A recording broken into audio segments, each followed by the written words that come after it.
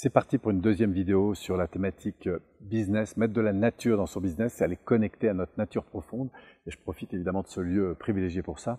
Alors aujourd'hui, je voudrais vous parler du choix des collaborateurs. Souvent, quand je discute avec des confrères, souvent la vraie question c'est mais comment tu évalues en fait qu'une personne ça va jouer, c'est-à-dire que bon, la personne est compétente, tout ça, et puis finalement on s'aperçoit qu'il y a des choses qu'elle ne respecte pas, il y a des délais qui ne sont pas respectés, il y a bon bref, il y a des règles du jeu, il y a des choses comme ça qui fonctionnent pas. Et moi-même, je me suis souvent interrogé sur évidemment la compétence, parce que c'est la première priorité sur laquelle je me centre.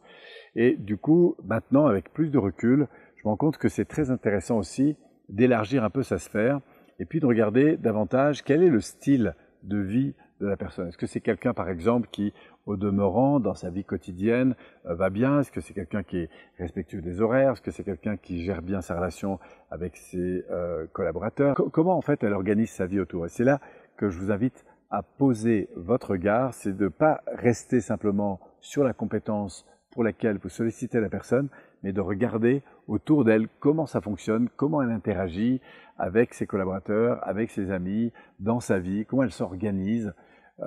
D'ailleurs, c'est très intéressant. Donc, ce sur quoi j'attire votre attention, c'est vraiment d'identifier comme ça 3-4 éléments qui n'ont rien à voir avec le domaine de compétences, mais beaucoup plus avec le style de vie. Voilà, expérimentez ça. On se retrouve bientôt pour une prochaine capsule. Merci à vous et au plaisir de vous retrouver.